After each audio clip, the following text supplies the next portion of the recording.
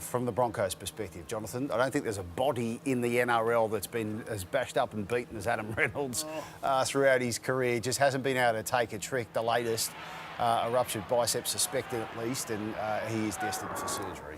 Yep, so a long stint on the sideline for Adam Reynolds. Not great news for the Broncos to be able to get back into the finals and obviously the grand final, which he was a massive part of. So he can still play a role, still being injured and passing on that knowledge to Jock Madden, who will look like will come back into the side when he's fit. But yeah, unfortunately for Adam, he's going to be getting surgery. Even the way he made that tackle, do you feel like there was maybe something wrong? Or the way he just put out his left arm, like, I don't know, just something didn't look right in the first place. Yeah. Yep. So.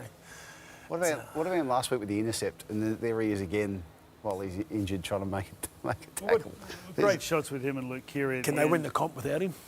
I don't think so. He seems to bring so much finesse to their game when they're a little bit scatty. And as we saw tonight, they can be scatty. Well, it's the kicking game that's been the biggest difference. Can you answer your own question, Jonathan? I think they could make the grand final. I don't think they could win it.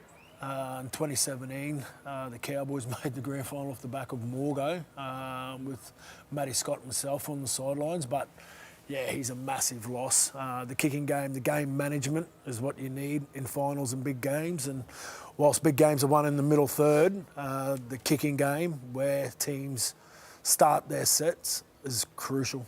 Well, another thing that went against Brisbane was Ezra stepped up and they started to look like they were getting back into sync, and then all of a sudden he got HIA'd and he went off the field. So that sent him further down. It's all on this guy now. Yeah, it is.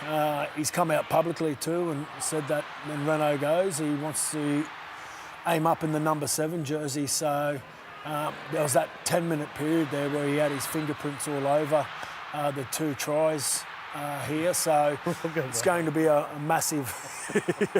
Didn't he just put the afterburners on?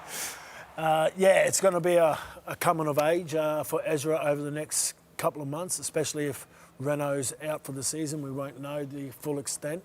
But, yeah, this will be a test of character for him. Because did Jock Madden hurt himself? Yeah. Yep. He did, didn't he? Yeah, so right. I think he's out another couple of weeks, I think. Yep.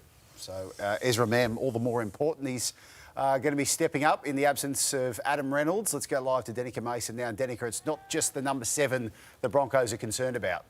No, this has been such a costly game for the Brisbane Broncos. But just on that, Jock Madden, it was a rib cartilage injury that he has suffered. So quite a painful one for him. So I don't know, the Broncos have got a number in the casualty ward. But Jesse Arthurs, he's also set for surgery like Adam Reynolds. His was a really nasty injury, a broken jaw. He's on his way to hospital. In fact, he'd be there already. He's set to undergo surgery on that fractured jaw. He was in so much pain when he came from the field. There was blood everywhere. And unfortunately for him as well, it was one of the first games that his dad actually was at tonight, for the first game this season, in fact, that he'd been able to come across New Zealand too. So unfortunately for Jesse Arthurs, he's going to be spending a lengthy stint on the sidelines as he recovers from that fractured jaw. It wasn't the only injury that we saw tonight. Of course, we did see for the Roosters, Brendan Smith come off early with the calf injury. He failed to return into the action at all as they treated that one and tried to manage it throughout the game. At this early stage, it doesn't seem like it's too serious at the moment, but serious enough for him not to return into the action at all tonight. And then we did also see some players put on report. Dean Mariner, he was put on report for this collision late in the match on James Tedesco. He was sin bin for it, but the one thing that may have him in a little bit of trouble as well is the impact of the shoulder, whether there was a slight shoulder charge in that tackle as well, is something that the match review committee will be having a look at and assessing come morning. So a nervous wait for the Brisbane Broncos, but as I mentioned before, it's been such a costly one with both Adam Reynolds and Jesse Arthurs set to have surgery on their respective injuries. Excellent, thank you very much, Danica. You got a rowdy crowd there behind you, and just one dude just. Should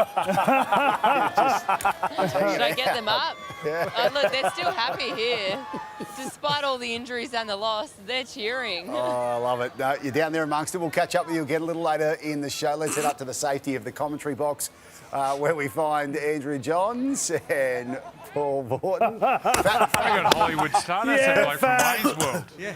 You said the bloke from Wayne's World in the background there with That's Danica? exactly who he looked He like. had the fake face on, didn't he? He had the glasses, the nose and the mo. Hey, Fat, how's Joey going up there? No, he's good. Yeah, there he is. I think Sam Walker stole some of his stubble and stuck it on his Yeah, face. he did, for sure. Hopefully it's the stubble off his face. Joey's going well. He's got his own. He's got his own. He's got his own private bodyguard. Yeah. Kevin Costner's in town. Honestly, what a stitch up.